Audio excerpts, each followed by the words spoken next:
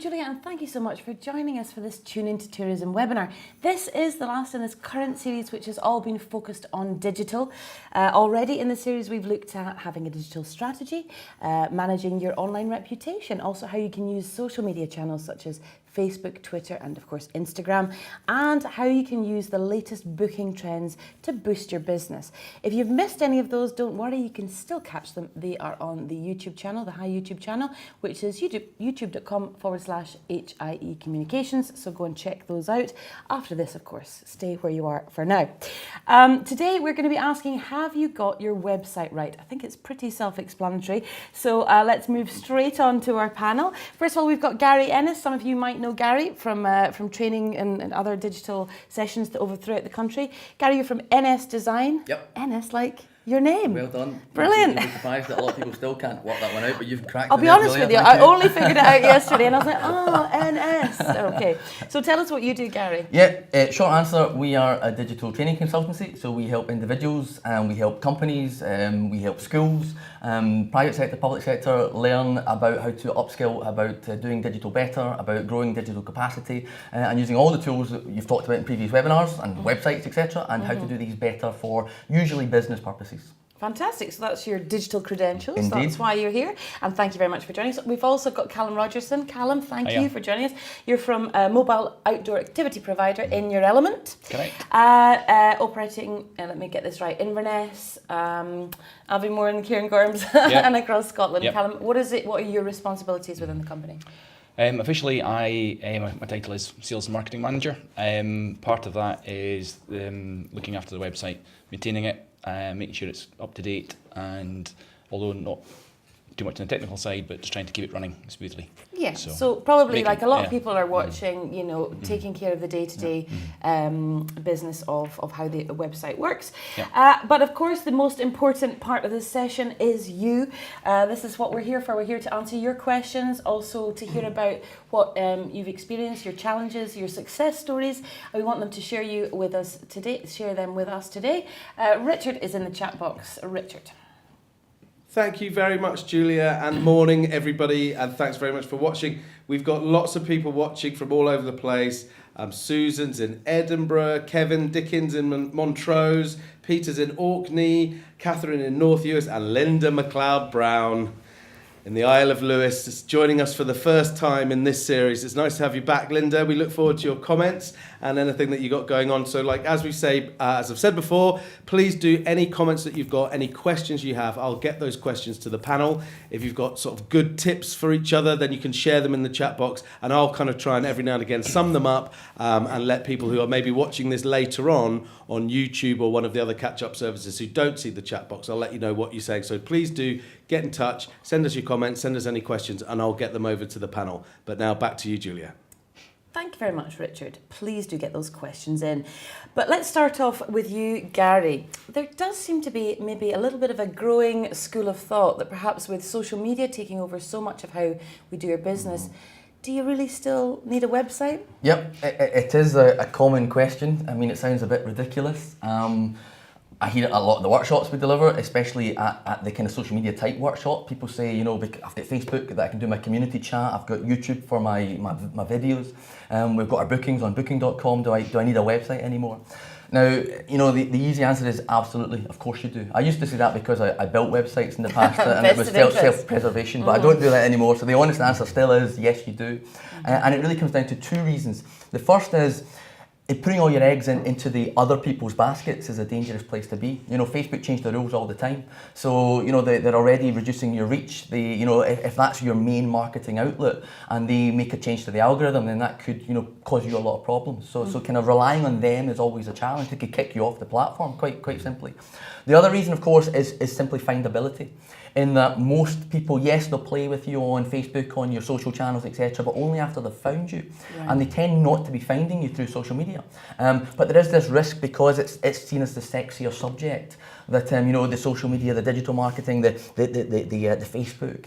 Don't forget about the website. It's the obvious starting point in the user journey. You know, when they start looking, they start on Google, What does Google prefer? It prefers websites. It prefers other websites way more than it does Facebook, etc. So if you're there, you have a chance to be found, and only once you're found can we build a relationship, get to know the business, and then maybe I'll play on your Facebook page. But the starting point is always the website. And Calum, that's your experience as well, isn't it, for your business? Yep, absolutely. I think in the nature of the business that we're in a it's a fun, it's about experiences for people. So in order to present that to people and allow them to see what it is they can do, we need to be able to put information, we need to be videos, pictures all online, and present it in a way that is perhaps, given the breadth of activities we have, quite difficult perhaps on a social platform. So to curate that in a way that makes sense. And that's right, because sometimes you're dictated by the platform, you know, and they're good for certain things, they're not so good for it. The website is yours, and you choose what to do with it, and that's the difference between the site and everything else. So I guess we'll start then with the basics. What are the most important things to get right from the outset, the basic stuff? Well, other than having the site, being there, I think one of the clear things, and I know we'll maybe come back and talk a wee bit more about this later on, is now more than ever, it's the mobile aspect of websites. Still to this day, I speak to so many businesses who don't have a site suitable for mobile. You know, every site works on a mobile. You know, if I look at any site, it'll show, but it might be miniaturized, I might have to pinch and zoom, and the text size is going from, tiny size, and can't click on things. Now more than ever, we should be thinking mobile first, because that's what Google's doing, for example. You know, that's what Facebook is now more than ever. It's a mobile first platform, and the basics include: does your site properly work on mobile? Not does it work, does it properly work? You know, what I call kind of thumb scrolling. Can I pick it up in one hand and just scroll it with my thumb and click on things that are important without having to use my second hand and pinch and zoom and have a challenge clicking on things? So mobile responsiveness is absolutely critical now more than ever. You know, we live in a world where, on average, more than 50% is now happening on mobile. You know, I think it's just tipped the balance over the last year or so. And that's on average. Some businesses, especially in the tourism sector, especially, you know, if I'm on a location looking to find a business, I'm going to be on my mobile. And sometimes that very first impression, when it's seen on a small screen, it actually lost the customer. They're gone, because they're looking at it going, no, it's not what I expect to see. It's going to be clunky, it's going to be difficult, it's going to be hard. And so immediately they're put off. So mobile above anything would be my, let's get the basics right. Yeah, and it's responsiveness, as you say. So if you've got, you need to have all the basics on that first page, and you need, for example, if they want to call you, that when you click on that phone number, it rings. And again, that's such a simple tip, but again, so many business websites, they'll have it there as text, but it's not been coded in such a way. It's like, wait, I'm on my phone here, I'm looking to probably get in touch, and I still have to either copy and paste it from my phone, which is a challenge in the first place, and paste it into my phone application, or I'm having to remember it or write it down. Give the thing a click. It's not difficult, but again, look at it like a user, and again, we'll come back to that later on, because we look at it like a business owner. And what's right for you might not necessarily be right for your customers, Calum. Is that something you've had experience of, having to make changes on the basis of actually how the customers are using your website? A couple of years ago, we brought in a new website, new content management system. Prior to that, we were using a different system, and it probably wasn't as user friendly. So the responsiveness, drilling it down into mobile format wasn't as good, and you could see we weren't getting as much business through the website at that point. Since we've made it more responsive, better for mobiles, and added a few other, components to the website, we're definitely getting an awful lot more business through the website. So it's the proof of the pudding, and it's the business coming through that makes the difference, and you can see that difference happening. Well, the mobile responsiveness, I think, this is something that is always going to be an issue. I mean, it's been talked about for so long, but yet still, if you actually look at, critically at so many sites, if they were honest, they'd be going, it's not good enough. But so what do you do then? What's the first step? Because we are trying to be as practical as we can here. Some people were saying, well, it needs to be mobile responsive. Well, I think go and do that. Calum said a good thing there about the back end system that you're using, and again, some systems are better than others. And I think you use WordPress now, Calum. And there's a whole raft of WordPress themes which are fully mobile responsive, and so you don't really need to get into the detail about the technicalities of this. Just work out a good theme, which again, test it it. And there's an easy takeaway tip. You know, when was the last time, you know, the viewers actually looked at with critical eyes their website on their mobile phones? Because we don't. You know, especially when we're administrating them, we tend to sit on wider screens, and that's what we see all the day. And we forget that the customers are not seeing it like that. So just get into the habit of trying to emulate the customer journey. You know, using it on your mobile way more than you normally do, because you'll spot things that you're going, why have I never noticed that before? And it's just because you're not used to looking at it in those eyes. And even if it's the length of time it takes to load up, because perhaps your pictures are too big. Exactly. And again, there's some other basics on websites. You know, you could talk about website speed, critical now for the customers, but also for search engine optimization, which I know we'll talk about shortly, I'm sure. You can talk about, you know, simply having the content management system. You know, the fact that you've got WordPress means that you'll make changes. If you don't have content management system, if you're still reliant on HTML code, or you know, arm twisted by some sort of developer designer, held to ransom. And you know what, we shouldn't joke about that because it's still so common. There are a lot of developers out there don't give logins now. You know, sometimes for the right reasons. But I like to say, you know, if you were a shop owner with a retail unit in the high street, you would never be satisfied with having to pay somebody to come in and change the mannequin's shirt every morning. It's your shop. Some level of access is critical for success. So there's another basic for you. And I know you've clearly got that because you make the changes all the time. And I think websites can be really scary for a lot of businesses. In tourism business, you've got a lot of small businesses. People have got a lot to do, and trying to maintain a website is a bit of a scary prospect. The likes of WordPress and other content management systems out there do help make it a wee bit easier, even though you might need a bit of help to set it up and maintain it. But it's maybe not quite as scary as it is perceived sometimes. As geeky code that geeks like me are good at. Well, speaking of that, you use WordPress. It's obviously there are some fairly inexpensive websites, you know, that you can use and that are easy to be able to manage that content and change it quite regularly. But I think maybe there's an expectation from some people that they shouldn't have to spend too much money on it. What is reasonable? What is, because you know, doing it on the cheap, as we know, can often be very, very much, you know. I mean, I think you I mean, this question is almost how long's a piece of string. You know, you can virtually do it for nothing, right up to still what might appear to be on the face of it a fairly basic business website, which potentially could cost you up to 10 grand, and it literally is as wide as that. In terms of the kind of off-the-shelf builders, you know, the WordPress one, it's so commonly used, and rightly so. It's a great package. Again, my website built on, you know, the NSDesign website is built on WordPress. It's so commonly used. There are issues we might talk later on, you know, some stuff around security and so on, and kind of, you know, making sure it's up to date. But it's a solid platform. But right at the kind of early you know, side of the spectrum, you've got your likes of, you know, your GoDaddy website builders, you know, and it's difficult for businesses because they're watching the telly, they see an advert on, you know, in between X Factor, and you know, hey, get your website built for £1. You know, and how can they not be seduced by that? You know, and so therefore the expectation is, oh great, a website's £1. You know, well it might be, but trust me, you'll realise why it's not £1 as you go down that route. Now, not dissing GoDaddy, I know plenty of small businesses who use it, but with any off-the-shelf package, you're going to come to the limitations of it fairly quickly. And at that stage, do you persevere and simply not do things that you want to do with your website? Or do you say, do you know what, it's an ongoing investment, it's never just finished, I'm not tied to them. Sometimes that's the danger, you maybe are. But do we simply move to a different package? Do I move up the chain to a WordPress or a Joomla or whatever? Or do I start to work with professionals? You know, do I bring in an agency? And again, there's no right answer to all of that. It's what works for you, exactly. And it's not just about your business, it's about your customers, isn't it? And about what they need. Yeah. So putting them first.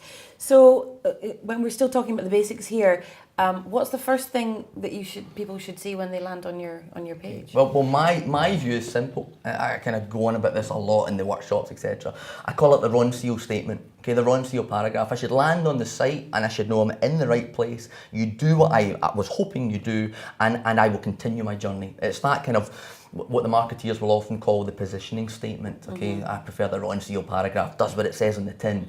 And it's that immediacy of me going, good, I'm here. If I land there and I'm going, is this the right site? Do they do what I was hoping they did? I've clicked a link from Google or whatever it is and I'm still not quite sure. It's not kind of really reinforcing it to me quickly. Then already you might lose me because, again, time is short. Attention spans are getting less and less. So if I land there and it confirms, and of course the value of a run sales statement is not just for your customers, it's also for things like Google, which we'll come to. The right words, right early in the process, has everybody on page about good, let's continue. So for Calum, for you, what's that for you? Because you've looked into this and keywords and these sort of things. From our point of view, we've got people who are looking for outdoor experiences. We need to attract their attention straight away and stop them thinking, let's go and look somewhere else. So we want some nice strong images on the front page just to capture their attention. We've done a lot of work into the wording and all the different products, trying to figure out, and what we'll talk about later, I think, but using some of the Google tools to help us decide what words are used. That are let's talk about it now. What are those words then for you as an example of an outdoor activity provider? It's words that people are going to use to search your products. So although we might offer canoeing or kayaking or archery, it's not always those words that people use to search when they're looking for an experience for their family day out. So Google tools like Search Console helps decide, and it's not always going to work with what you want on your website, but it's going to help you decide what's going to be the most effective way of getting people to your site and then keeping them there and ultimately get them to buy. Explain Google Console to us. Yeah, I mean, Google Search Console, it used to be called Google Webmaster Tools. A lot of people might have used it when it was called that. It's basically a free system by Google where you can create an account, and it's dead easy to do. You just need a Google login of any sort, and most people have one. Validate that you own the website in question with a wee bit of code usually, it's, again, usually simply done. And from that point, Google gives you really valuable information about your site, okay? A lot of stuff. For me, the main value is it tells me what words they are actually using to land on the website. So if I think they're coming because they're looking for digital strategy consulting, and the problem is we make assumptions as business owners. We call it that. That's what I want to sell more of. So I'll make sure that that's what I call the site, and I mention that loads. But the reality is, Google Search Console will tell me actually, look, nobody does, or if they do, look at the volume of it. So it gives me the facts. And with fact, we can base a lot of business decisions on. It will tell me what the searches are that they're using. It will tell me where I appear on Google for those searches. It will tell me which page is being ranked for those searches. And with all of that information, I can either go, where are the words that I'm expecting to be there? And either I can try and fix that, or I can use the data and think, right, I'm already ranking for all these things. So they might not be searching for, kayaking weekend, but they're searching for fun, sporty activities with the kids, and it would tell you pretty much black and white like that. Then we think, well, wait a minute, I'm on page 4 for that right now. If I was to simply get up those rankings a little bit, I'm going to get more traffic. They're going to realise that I am a destination for that. They're going to come and do more kayaking.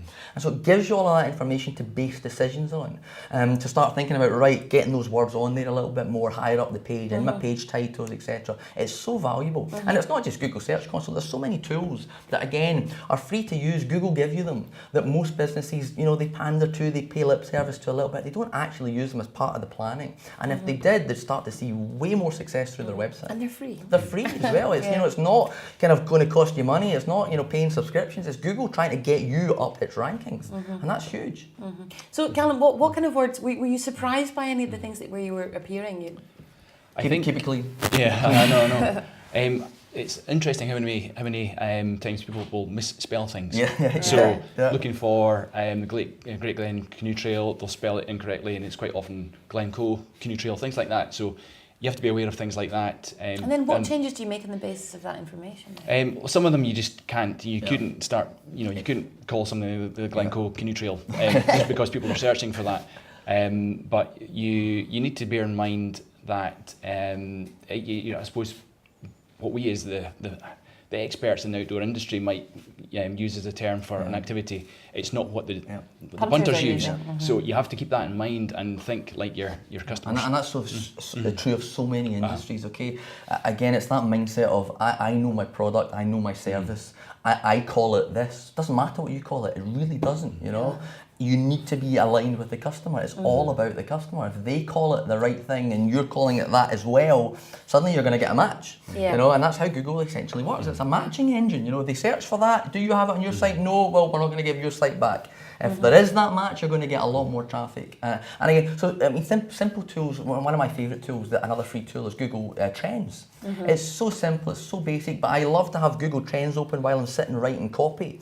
Because I'll give you a very, very quick example. Working with a little retailer who sells jewellery, they were populating their website, they were adding all the products, they had a whole section on bangles. They had gold bangles, silver bangles, pewter bangles. Obviously, I'm kind of showing my obviously it's not quite my thing. And we sat and went, right, let's look at this. Let's go to Google Trends and search. And the great thing about it is you can narrow it down to UK or Scotland or aspects of Scotland. How many people search for bangles compared to bracelets? It's the same thing. And they went, it's the same thing. We don't really mind what we call it. We're just in the habit of calling it bangles. And bracelets was searched roughly 10 times as much. Okay, and they're missing out on volume of traffic because we fall into a habit as a business owner of calling it what we want to call it.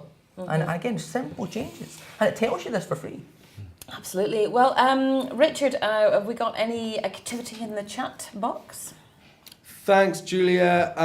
We've got lots of people are watching, and just to say, Barry, it is very important to have the books arranged in rainbow colours. Thanks very much for noticing. Listen, there's just a couple of people just asking if they're maybe having some problems streaming the thing. It's something, if you go to the bottom of your screen and you've got the little settings mark there, if you sort of hover over the bottom right of the screen, you'll see if you're in HD, you might be challenging your broadband. So if you click on that, you can sort of lower the resolution down to 720, 480, 270, so try that if you are having any problems with the streaming. It might make it easier for you to get hold of that. But beyond that, if you've got any questions or comments, get them into me and we'll get them over to the panel. But for now, back to you, Julia. Thank you, Richard. So Gary and Calum, I guess if we looked at the basics there, so we've got a site that we can manage ourselves, we can get into that content, and it's doing what our customers need it to do, and we've got the right words in there. When it actually gets down to the rest of it and how people are engaging, what the overriding theme, I guess, is my website building a relationship with the customers? And how do you do that? With difficulty. The challenge is the customer expectation is, well, you're just one website that I'm going to look at today. The customer goes on a journey, whether they're booking a hotel room or buying a bit of jewellery or whatever. The chances are they're on a bit of a journey, they're starting with Google, they're going to look at a number of things today. And if you are, dare I say, a little bit of the same, a little bit bland, a little bit, you sound just like every other jeweller there, there's nothing really to start the building of a relationship, the building of a good customer, So it is about possibly, cautiously standing out, being a little bit different, having something of a unique purpose, so that's what you've got. Because there's so much of the same out there. Most websites almost look the same to some extent. And now that's fine, and convention is a good thing, don't get me wrong. Don't start going messing around with where you put your navigation or where the search box goes, because then you're confusing and annoying people because they know how to drive websites and suddenly I can't drive yours, so I hit the back button and I go and find the next one on the list. But that whole, well, if you are wanting to stand out, then how are you going to do it? And often it's done, and I think, does it well. It's the personal side. It's the fact that one of the things I think a lot of smaller businesses have got going for them, to an advantage over the big players, is you're not the big corporate. So don't try and look like the big corporate. A lot of small business websites want to look incredibly professional, or real flashy, and with a corporate logo and expensive looking. But all you're doing there is you're taking away what makes you special. Now you still need to be professionalism. You still need to be that great first impression. I still can't land there and go, this looks terrible. It looks done on the cheap. Therefore, why would I give you my credit card details? You still need to get over that. But once you have, use yourself as the selling point. Use the family-run business, or whether the passion that you have for your topic or whatever it is, as one of the standouts in terms of good content. Because that's what will separate you from everyone else who just has a website. And content is such a difficult thing, isn't it, Calum? Because it takes so much time, and it is a real challenge to be able to come up with content that is right, that is engaging. How do you manage that? We do have a team, so our marketing team is in effect two of us. We've got instructors who are out there doing the job of leading groups, making sure the customers are happy. So we've got a means of getting content, whether it's by photos or just feedback from customers. But it's very difficult then finding the time to try and distill that in some way that you can get it on the website in some format that people or other customers can look at, can read and think, I fancy trying that. How do I go about doing that? So it's finding the time, particularly at the busy times of the season when we've got all the other things that we have to do. And that's taking the bookings, which ultimately is what's keeping the business going. But you've got bookings inquiries, you've got the website social networks to try and keep on top of and have some regular content going out on there. It's a bit of a juggling act, and it does sometimes get neglected, I would say. And I think that's probably a common thing for a lot of small businesses. Absolutely. When you don't have a team dedicated to doing that the whole time. Well, we'll talk about actually tying in, because you can use the social media and the user generated content as a way. If you link those in, which I know you do on your page. You've got your Instagram feed and Twitter and TripAdvisor as well. And TripAdvisor, all that. As well. Yeah. Caroline Jones actually just asked a question: is it still important to keep adding new content to your website regularly to keep your ranking high on Google, or has the algorithm changed? 100% still very valid. Absolutely. Google now, more than anything, use what they call authority to rank you. And authority is based on authority for what? For your topic, for your subject, for your outdoor adventure, for your digital marketing, for your training company, whatever it is. And one of the things that it uses to build your authority is how much are you talking about that stuff. Just because you've mentioned, kayaking, 3 years ago in one blog post. Well, if you've not done it since then your authority levels are plummeting, because if you were really about that topic, you'd be talking about it a whole lot more, is basically how Google look at you. So that whole, adding it, blogging about it, talking about tweaking your content, changing it, that whole keeping your content fresh, unique, regular updates and changes is huge. If you can commit to that, and the hardest part is the time, because we've all got everything else to be getting on with. And off season, so at this time of year for us, when the weather's not so good, not so many people are out and about doing things, a struggle for us is to find relevant content that you can post at this time of year when we're not actually out there running as many activity sessions. So you have to try and almost plan ahead a wee bit, and you can schedule some stuff in advance. There's tools you can do. You can blogs. You can schedule you can use your WordPress to schedule the blog content, etc. So there are things that are you can think about there, but it's still really difficult when and every business will have a slightly different off season perhaps, but. And I think one of the key things for all businesses is actually, when you are busy, don't forget to capture content. I can't use it right now. I won't have the time to write the blog or upload it. But actually, when you've got that downtime, well, actually, damn, I wish I'd done it then, because that's when I can now use it. So always, and I'm sure you'll always be in the habit of getting your mobile phone out, getting images, getting video, jotting down little notes about potential blogging topics, etc. So blogging is still important. Is that the best way to? Well, blogging is one of the. I say easy. It's not, and I always jokingly say in the workshops, my job is the easy job. I get to tell you what works. You've got to find the time to do it. Okay, that's the hard part. But blogging is an easy way to think about, how do I generate lots of new content? Because if you're not doing it through a blog, how else are you doing it? Is it more through a formal latest news, which is fine. All a blog is, all latest news is some form of regular content. So call it what you like. But the risk is, if you're not doing it, if you've got the latest news tab and you actually haven't posted any latest news for the last 6 months or 1 year or 3 years, well, there's a first impression for your customers. There's oh my goodness, this company's got nothing to say in the last 3 years. Therefore, well, not relevant to me back. And they do form these horrible split-second decisions based on the fact that I just haven't had the time to update it. Of course we've had latest news, of course we've been exciting since then. But if the customer gets a sniff that there hasn't any of that, because of your content, then they're off and away. So. Yeah. And you've had success in the past when you have had the time to write blogs, and I think it's a great way of showing personality and also, as you said, Gary, standing out, being for something, having a passion for something. Being known for something. Yeah, and you've done blogs in the past about adventures with the kids, outdoor kit, those kind of things, which are relevant to your business, but actually give a bit of information. Yeah. To people, we've got another couple of questions coming in. Susan McNaughton says, are Google penalising you if you still have an HTTP site rather than... good point. An HTTPS, a secure net, an SSL certificate. Short answer is yes, they are, now more than ever. Even if you don't collect customer data? Even if you don't collect customer data. Okay, Google now more than ever want a nice secure web. They want the internet to be safe and secure. And even if I'm not collecting sensitive data, it's now part of the ranking factor. If you visit the website and it says HTTPS, name of website, then Google's ranking you higher, all other things being equal, than somebody who isn't. Okay, it's as simple as that.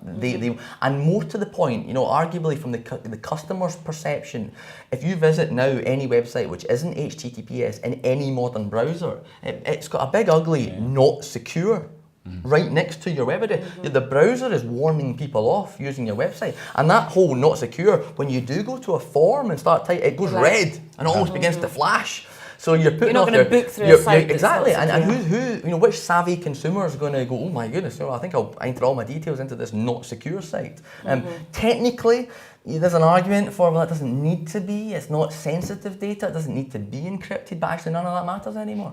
The mentality is safe, secure web, Google ranks you higher, the customers are aware of it. If you're not using it, and for the sake of a few pounds, it comes down to a cost. It's a fairly straightforward process. It's a straightforward process. If you're struggling with it, speak to your web host, speak to your domain name provider. Go and get this thing, because there's no reason now not to. It's a simple little fix. And you could be losing business. And you will be losing business. It's all about reassurance, isn't it, for the customer at the end of the day? Customer trust, They're about to hand over some money potentially. Anything that puts them off doing that, and that is one of them. How much, in terms of that security side of things, how much are you gathering from, are you asking for people to give you from via the website?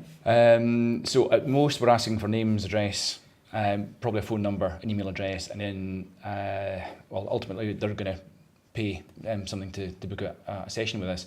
So there are a number of hoops that we have to go through in order to make that safe, but that's probably about the limit of it. We will ask people if they want to sign up for our newsletter, but again, that's an email address, and we don't store people's details unless they're allowing us to as well. So.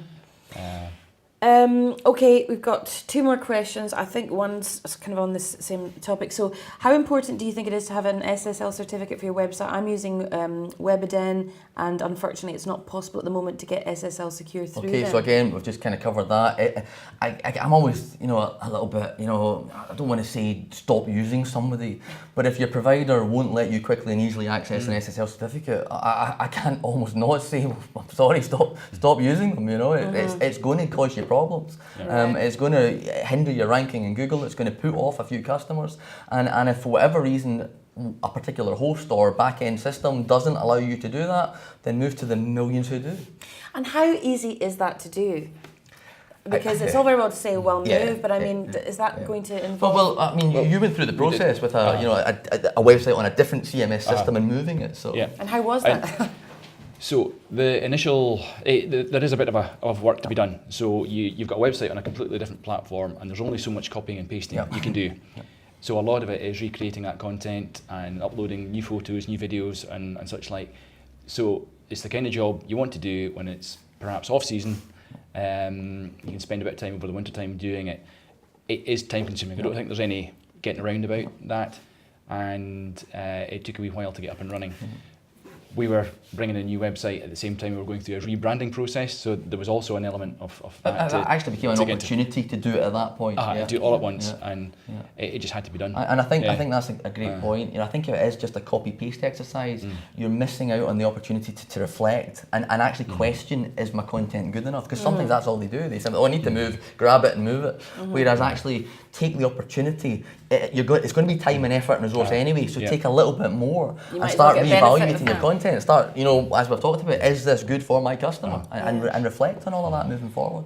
Okay, another question. Eddie White says, quick question, how important is it to use the schema for structured data so that it's ranked by Google? I'm thinking of events, for example, gigs, performances. It is the answer. Again, was it Eddie? Good on Eddie, because a lot of businesses won't know what that means. A lot of businesses will not go down that route in any shape or form. Gary, I don't know what it is. Okay, well, I'll try. And the short answer, the schema is a way of structuring certain types of data. So an easy example, if I have a website, as I do, which advertises workshops, as I do, I'm not plugging them here in any shape or form. I need to be a little bit cautious here. It sounds like I'm just here to plug my workshops now. I didn't mean to go go down You to said that. it's one of my workshops 3 times now, Gary. 3rd of May, by the way. Anyway, on the site, if I just mention, hey, we're running a workshop, it's on the 3rd of May, blah, blah, blah, that's just content, okay? Somebody might read it, somebody might... Now, if you structure it in a certain way, if somebody Googles the name of the company, suddenly under the web listing on Google, it actually says, workshop, it gives you the details. It becomes structured content,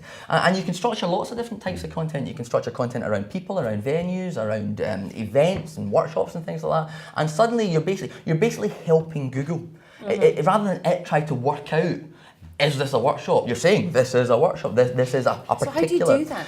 That's why most businesses aren't doing it right now. Okay, it's still quite geeky. It's still quite either you know how to mark up the code, from a code perspective, and your geeky tags, etc., or you're using Google. There are Google tools that allow you to help. Such as? Like Google Schema Markup tool. Again, you can Google it and it will be there and it will tell you, hey, are you creating an event? Then here's how to do it. Problem is, it's still very much at the code level that you then have to take and add to the site and so on. So it's still not rife. And do you know what? Fair play to anybody who's doing a bit of this. It gives you more of a boost. Gives you an advantage. It gives you an advantage. Is that something you use, Cam? I've tried. That's as far as I got. It's one of those things. It got to the point because I'm not a techie when it comes to sites. It's a challenge. I can maintain a site, and I've learned an awful lot in the time I've been working on the website. But there are limits to my capabilities, and that was just something that I couldn't figure out how to do properly. We've mentioned Google a couple of times here, and they've obviously got all these tools. It's maybe worth mentioning the Google garages. I don't want to, No, absolutely. Google, but but Google is what people are using. It is, so it makes sense to use their Yeah. tools. and they've got what in effect are, I suppose, workshops that you can go and join in various places. You can walk into their premises in Edinburgh, Glasgow. And you just make an appointment, or you can walk in and make a time to chat with them, and they'll chat with you just about anything to do with Google and how it might help your website and get more people onto your site. That's all very well if you live down in the central belt, but what about we're talking about the Highlands and Islands? Inverness, they've been in Inverness in the past, and they've been all over. And they've also got all the online stuff. Google Garage is online, and so there's a whole load of learning resources, videos, etc. Which is useful if you have a time to devote to this that's not necessarily that sociable. Some things like the marking up the schema is perhaps one you need to do face to face. I would suggest if you're anything like me and not there are limits to my website abilities, but there are so many other things you can get online which do work. Well, what other tools are there then that are actually quite easy to use, that have a lot of information that can really help you to get to grips with how you can improve the way your website performs? Well, at the risk of turning this, we should have renamed this webinar the Google webinar. We're going to yet again name drop a few. I mean, one of the obvious ones is Google Analytics, which again, we could have talked about this right at the start in terms of the basics of a website. I genuinely believe you should never be running a website without access to data, because again, I go back to that, we just make assumptions about it, and actually, I think it's working well, I think they like it, I think this is my most important page. Well, the analytics tells you all of this in black and white. And so that as a starting point, it's the equivalent of, again, you wouldn't run a retail high street shop and not have an idea of numbers, whereas so many businesses, I say to them, right, let's kind of try and benchmark where you are before we start to think about where you want to go. How many, I don't know. Is it working? I think so. And it's all based on assumption. Whereas, it's free. It's not difficult. Get the data there, get the analytics on there, and suddenly there's valuable information to help you form decisions on. But again, a lot of people don't. Callum, you use Google Analytics. How frequently are you doing that, and what is the most useful information that you find through that tool? How we tend to use it is, so dipping in and out as the year goes by, but I tend to do one big review perhaps at the end of the year and think, right, our season's over, let's have a good look and see what's worked over the course of the year, what pages are not, or what pages are people landing on and maybe taking off, and just dropping out the site altogether, or where else are they going on the site. So you get a good idea what pages are working perhaps and which aren't.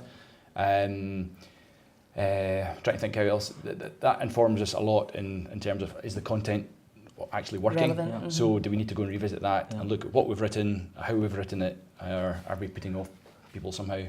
So as I say, maybe one big review at the end of the season, but dipping in and out as the year goes through, as and when we can. And I think what you'll see, and I'm sure you have, it's sometimes nice to get the reassurance that because it does take time and effort and we need to find that, it's nice to see in black and white, actually that blog post look at the traffic it's delivered us. You know, we kind of call some of the content evergreen content. You know, I mean, some of my most traffic to my website is blog posts that were written years ago. But that's to be reassured about that, and then also to make some real practical decisions on it. So this thing that I'd almost forgotten about, the analytics is still telling me look at all the traffic. But wait a minute, there's nothing of a call to action nature on there. I can edit the blog post, and say, hey, you know, new kayaking tour now available for 2019. So harness that interest. Exactly. That you know is so you take what's now, but you don't know any of that if it's all based on assumptions to the data. Richard, what's happening in the chat box? Thanks very much. Got a few more questions coming in. I was also just having a look at some of the websites of the people who are watching. So Jana at Camping Pod Heaven. This is a fantastic website. Very easy to use with your thumb. So well done, 10 out of 10. Roulotte Retreat as well. Having a quick look at that one on the phone. That looks very good. Lots of lovely pictures and bright images. A little bit too much text for me, but apart from that, it was all very good. And Catherine Johnson has a question about on the subject of Google Business, and she just wants to know, what kind of witchcraft do you need to rank here? I have more reviews and images than quite a number who rank higher than me. Yeah.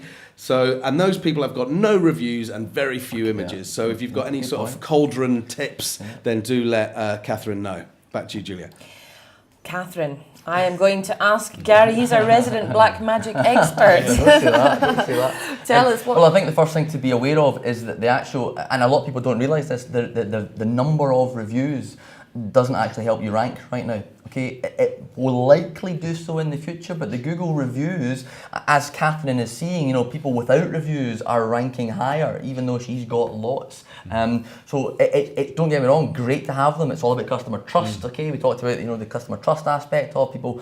She might be getting more clicks than some of the people above her with no reviews because of the trust element. But in terms of the ranking, the review doesn't really do very much. What reviews? Which reviews? So I think what Catherine's referring to is on the right-hand side of Google. So if you Google a business's name, okay, over on the right-hand side, you'll see what's called the content that comes from Google My Business. And, okay, and that's when you see some pictures, that's when you see the name of the business, you see the opening hours, reviews.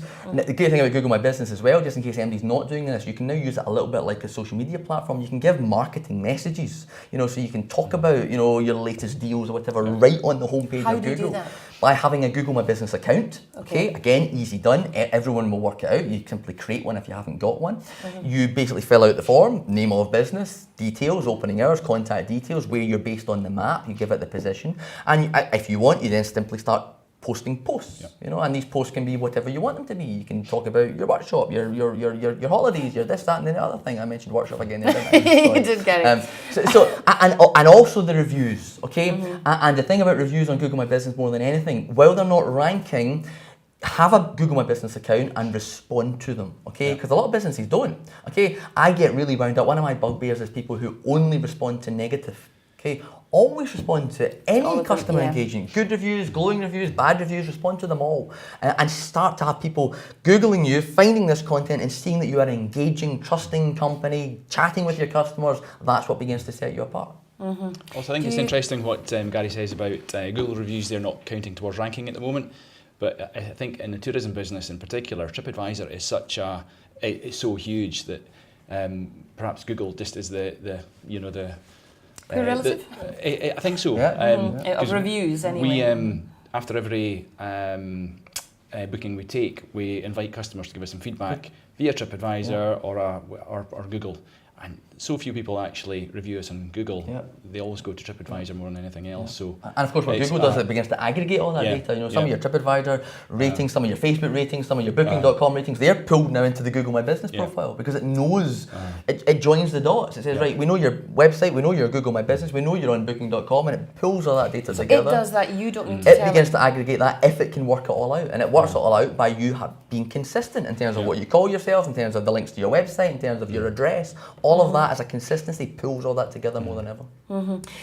Gosh, there's so much to think about, and actually a few of the things we've touched on, we had a full webinar on managing your online reputation, and we talked a lot about reviews, so that's a good one to check out. And also we did have a previous session on search engine optimization. There was lots of great advice in there about things like how do you get, make pictures smaller, improve the speed, all the little things that you can do which tie into this. So that's worth checking out. As I said, it's on the High YouTube channel, youtube.com/HIE Communications. We are running out of time. I'm afraid we've got like a minute left, so I feel like we've got much more we could talk about. This is one of those subjects that we can just keep revisiting because things keep changing and there's so much to talk about. But I guess final takeaways, Gary, if there's one thing that a tourism business who's been part of this session could do today to improve how their website's performing, what would it be? Okay, my simple tip would to be stop thinking like the business owner and start understanding the customer better. And put yourself in his or her shoes and look at your website with critical eyes on a mobile and ask yourself the question, if I was the customer, is it good enough? Because actually if we are that critical, sometimes the answer is, I know it's not. And that's your starting point. Yeah. And Calum, what would be your final takeaway? What is the main lesson you've learned from sort of managing your website? Make it as easy as possible for the customer to buy your product. Is ultimately what it is. When you've got a large range of products, activities like we have, it's perhaps quite confusing sometimes. Where do I go? How do I find it? So you have to make your website both desktop and particularly mobile, because that's when people book more often than anywhere now. Find the product and allow them to click that button and book it as soon as possible. Get the Ron Seal paragraph and get that button there. Clickable button. We want to keep clicking. Well, before we go, Richard, any final thoughts from you? What has the general theme been in the chat box today? Oh, Julia, I thought you'd forgotten about me. Just people, the questions, you've put all the questions that we've had, people have been watching. Just here at the very end, I thought she'd forgotten about us, but Linda has said slightly separate issues from websites, but we'll still mention this, Linda. She was just wanted to tell us all that she was listed on Google Maps, and then she spotted that they disappeared, and then she had to set up an account with Google Business to get mapped again. But they've moved moved the location based on the postcode and can't get it moved to the right spot. What a nuisance! So there you go. Thanks for sharing that story with you, Linda. Better late than never. Thanks for joining us in this series. So that's it, I think, from the chat box, and this was our season finale. And so we'll see you when we come back with the next series. Back to you, Julia. Thank you very much, Richard. Gary and Calum, I don't know if that means we need to leave on some kind of cliffhanger. Will they survive the end of this webinar? But thank you so much for joining us today. Gary Ennis of NSDesign. I think you might have a workshop coming up. And Calum Rogerson from In Your Element. As ever, the full webinar will be available on the YouTube channel, as I've mentioned several times, youtube.com/HIE Communications, and do check out those previous sessions covering lots of the things we touched on today in more detail, such as managing your online reputation, dealing with those reviews, and search engine optimization, among lots of other things. Do please keep following us on Facebook. It's at Highlands and Islands Enterprise, and have a look out for the next series of webinars and everything else that's happening, other workshops that you could perhaps attend that can help you in this area. But for now, I have been Julia Sutherland. Thank you so much for taking part. We couldn't do it without you. It's for you. But for now, goodbye.